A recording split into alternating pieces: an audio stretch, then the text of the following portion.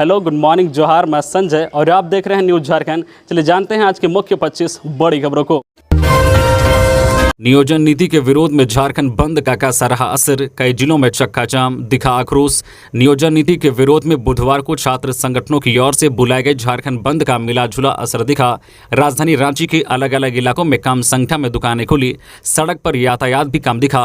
Albert Ekka चौक पर आमदनी के मुकाबले इक्का दुक्का वाहन ही नजर आए। जमशेदपुर, आदित्यपुर, चाईबासा, कोडरमा, हजारीबाग, दुमका और साहिबगंज में भी छात्र संगठन सड़क पर उतरे और बाजार बंद कराया। प्रदर्शनकारी छात्रों ने टायर जलाकर भी विरोध जताया। धनबाद में भी छात्र संगठन सड़क पर उतरे और राज्य की हेमंत सोरेन सरकार के खिलाफ आक्रोश जाहिर किया। छात्रों ने कहा है कि सरकार गठन को 4 साल बीत गए लेकिन अभी तक मंथन ही हो रहा है, ठोस और स्थायी नियोजन नीति नहीं बन सकी है। इधर साहिबगंज शहर में राज्य सरकार की नियोजन नीति के खिलाफ 6 सूत्री मांगों के समर्थन में साहिबगंज कॉलेज छात्र संघ से जुड़े विद्यार्थियों ने बुधवार की सुबह सड़क पर उतरकर विरोध जताया और दुकानों को बंद करा दिया। सड़कों पर आवागमन पूरी तरह से ठप कर दिया। इधर दुमका के शिकारीपाड़ा में फंसे रहे विदेशी पर्यटक।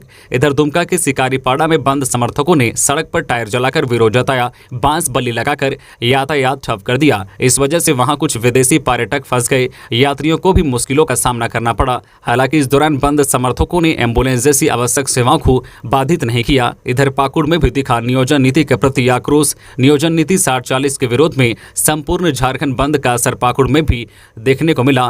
केकेएम कॉलेज छात्र संघ के बैनर तले छात्रों ने बुधवार सुबह 9:30 बजे छात्र सिधो कान्हू मुर्मू चौक को जाम कर दिया। छात्रों ने रविंद्र चौक के अलावा अन्य प्रमुख रास्तों पर भी जाम कर आवाजाही बाधित कर दी। इसके अलावा भी झारखंड के अन्य जिलों में भी झारखंड बंदी का मिला जुला असर देखने को मिला। झारखंड बंद का दुमका में भी देखने को मिला व्यापक असर। शाम 4 बजे तक एक भी दुकान का नहीं खुला शटर। सरकार की नियोजन नीति के विरोध में बुधवार को बुलाए गए झारखंड बंद का दुमका में भी व्यापक असर देखने को मिला। सुबह 8 से दोपहर 4 बजे तक पूरी उप राजधानी थम सी गई। दुकानों में ताला लटका रहा, छोटे से लेकर बड़े प्रतिष्ठान बंद रहे। बंद के कारण बसों के साथ मालवाहक वाहनों की आवाजाही पूरी तरह से बंद रही। बस स्टैंड में सन्नाटा पसरा रहा। निजी से लेकर सरकारी विद्यालय बंद रहे। 4 बजे के बाद दुकान आदि खुलना शुरू हुई।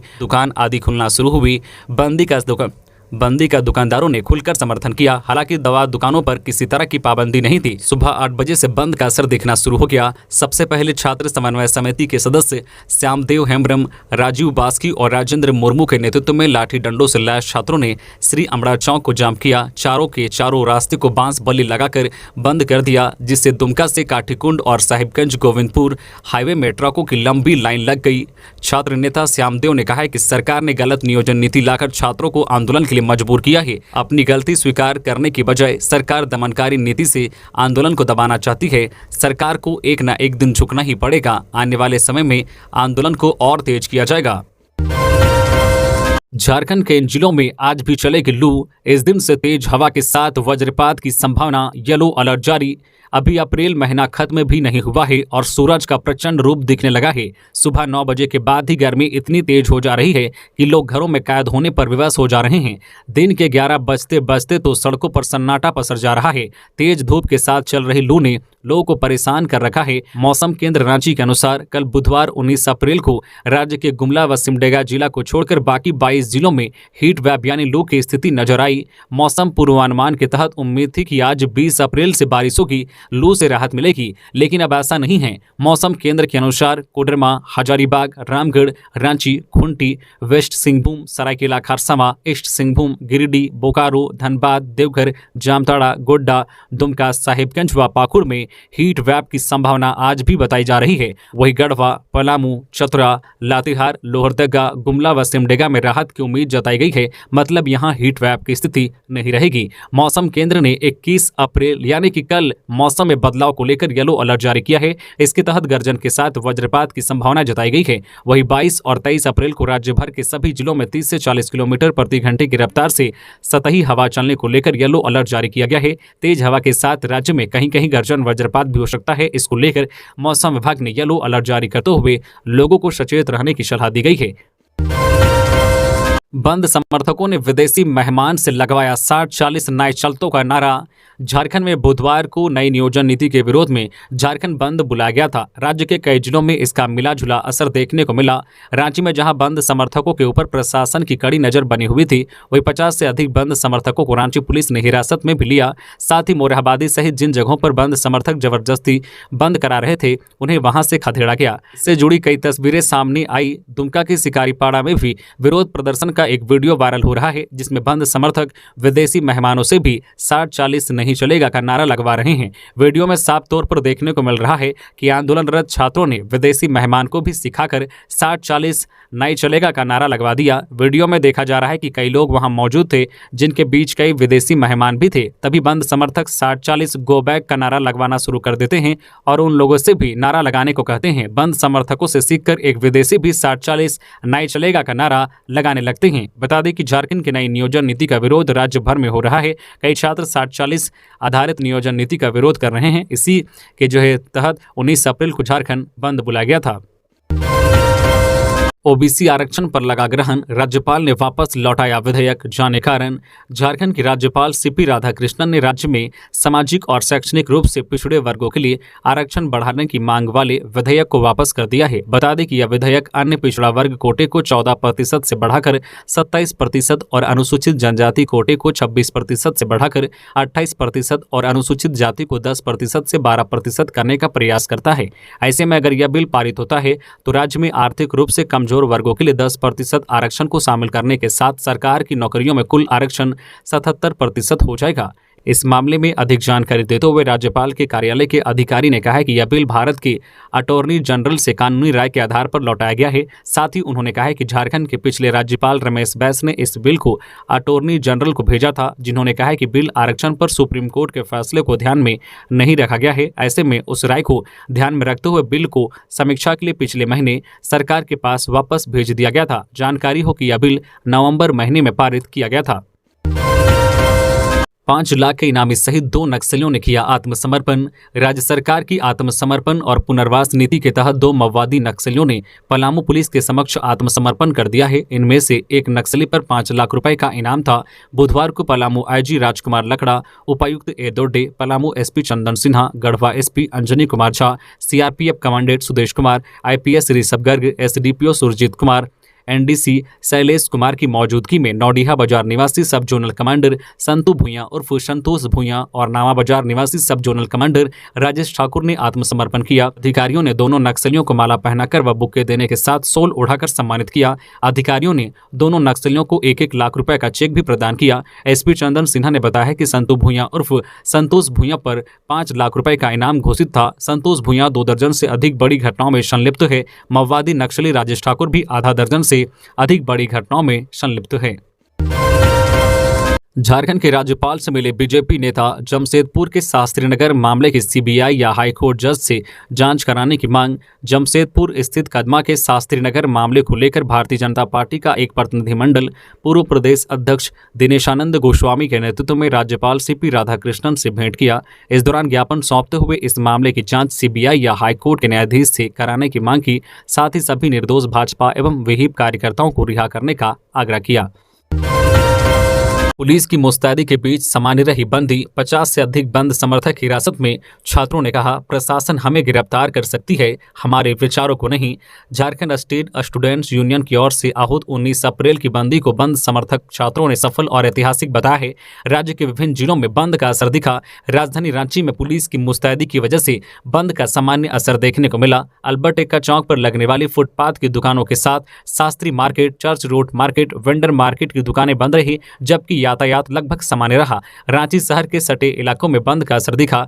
अन्य जिलों की बात करें तो पश्चिमी सिंहभूम, रामगढ़, लोहरदगा जैसे जिलों में असर देखने को मिला। सीएम से मिले सीसीएल के अध्यक्ष, सरकार से मिले सहयोग की जताया आभार। मुख्यमंत्री हेमंत सोरेन से बुधवार को सेंट्रल कोलफील्ड्स लिमिटेड सीसीएल के अध्यक्ष सह प्रबंध निदेशक पीएम प्रसाद ने शिष्टाचार भेंट की। इस मौके पर उन्होंने सीसीएल की परियोजनाओं में उत्पादन और प्रेरणा में राज्य सरकार से मिले सहयोग के लिए मुख्यमंत्री का आभार जताया। साथ ही मुख्यमंत्री को बताया कि वित्तीय वर्ष 2023-24 में सीसीएल ने 90 मिलियन टन कोयला उत्पादन का जो लक्ष्य रखा है, उसमें उन्होंने सरकार की ओर से पूर्ण सहयोग मिलने की उम्मीद जताई। वीरेंद्र राम पर ईडी ने की बड़ी कार्रवाई। 36 करोड़ 28 लाख रुपए की संपत्ति को किया जब्त। ग्रामीण विकास विभाग से निलंबित चीफ इंजीनियर वीरेंद्र राम पर ईडी ने बड़ी कार्रवाई की है।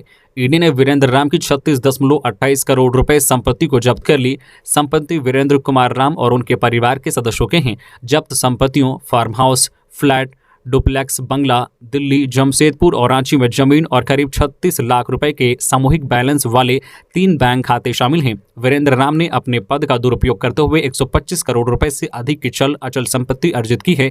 ईडी ने बताया है कि इससे पहले भारत के विभिन्न शहरों में वीरेंद्र राम से संबंधित 30 परिसरों में छापेमारी की थी। इस दौरान विभिन्न आपत्तिजनक साक्ष्य पाए गए और जब्त किए गए थे। इसका खुलासा वीरेंद्र राम के ठिकानों पर छापेमारी के दौरान हुआ था। छापेमारी में पता चला कि उसने टेंडर कमीशन घोटाले में अकूत संपत्ति बनाई है। ईडी की ओर से बताया गया है कि एसीबी जमशेदपुर द्वारा दर्ज एफआईआर के आधार पर मनी लॉन्ड्रिंग की जांच शुरू की थी। जांच में पता चला है कि रांची में ग्रामीण कार्य विभाग में मुख्य अभियंता के पद पर तैनात वीरेंद्र राम ने ठेकेदारों को टेंडर आवंटित करने के एवज में उनसे कमीशन के नाम पर आय से अधिक संपत्ति अर्जित की थी। इस प्रकार अवैध आय का उपयोग वीरेंद्र राम और उनके परिवार के सदस्यों द्वारा बहुत ही शानदार जीवनशैली जीने के लिए किया जाता था। रेलवे में नौकरी के नाम पर हो सकते हैं ठगी का शिकार, इन मैसेज से रहें सावधान। इन दिनों रेलवे में नौकरी के नाम पर विभिन्न सोशल मीडिया प्लेटफॉर्म और मीडिया के माध्यम से संदेश प्रसारित किया जा रहा है। मैसेज के माध्यम से जानकारी दी जा रही है कि आरपीएफ में 9000 पदों पर वैकेंसी निकाली है। रेलवे सुरक्षा बल आरपीएफ में सब इंस्पेक्टर और कांस्टेबल की 9000 पदों पर भर्ती की जा रही है। इस संदर्भ में रेल मंत्रालय के अनुसार यह गलत मैसेज है। कहा है कि फिलहाल आरपीएफ में इन पदों पर किसी तरह की कोई नियुक्ति नहीं की जा रही है। ऐसे मैसेज से सावधान रहने की जरूरत है। वही लोगों के मार्गदर्शन के लिए सूचित किया गया है कि आरपीएफ या रेल मंत्रालय द्वारा अपनी आधिकारिक वेबसाइट या किसी प्रिंट या इलेक्ट्रॉनिक मीडिया के माध्यम से ऐसी कोई अधिसूचना जारी नहीं की गई है। इसलिए लोगों को इस तरह के मैसेज से सावधान रहने की जरूरत है। 30 अप्रैल को आजसू निकालेगी राज्य स्तरीय सामाजिक न्याय मार्च। आजसू पार्टी के केंद्रीय अध्यक्ष सुदेश कुमार महतो ने कहा है कि हेमंत सरकार जितनी मशक्कत युवाओं की आवाज और वाजिब हक दबाने के लिए कर रही है, उतनी मशक्कत सही नीति बनाने, नौकरी और रोजगार देने के लिए करती तो ये नौबत नहीं आती। सरकार वादे निभाने में नाकाम रही है। उसकी दोषपूर्ण नीति और नियत के कारण युवा सड़कों पर आंदोलन करने को मजबूर हैं। उक्त बातें उन्होंने रांची स्थित पार्टी मुख्यालय में एक प्रेस वार्ता में कही। इससे पहले उन्होंने विधानसभा प्रभारियों के साथ राज्य में राजनीतिक और सामाजिक हालत पर चर्चा के साथ पार्टी के कार्यक्रम की सफलता की समीक्षा की। गिरिरक्षा वाहिनी और अग्निशमन सेवा विभाग के डीजी एडीजी ने राज्यपाल को लगाया बैच। राज्यपाल सीपी राधाकृष्णन से बुधवार को गिरिरक्षा वाहिनी एवं अग्निशमन सेवा विभाग के महानिदेशक अनिल पाल्टा एवं अपर पुलिस महानिदेशक सुमन गुप्ता ने मुलाकात की। उन्हें अग्निशमन सेवा सप्ताह का बैच लगाया। इस मौके पर राज्यपाल ने अग्निशमन सेवा विभाग के सभी पदाधिकारियों व कर्मियों को अग्निशमन सेवा सप्ताह की शुभकामनाएं दी। इसके साथ ही अग्निशमन कोष में उन्होंने अपना योगदान भी दिया। बताते चले कि अग्निशमन विभाग द्वारा दिनांक 14 अप्रैल से 20 अप्रैल 2023 तक राज्य में अग्निशमन सेवा सप्ताह का आयोजन किया जा रहा है।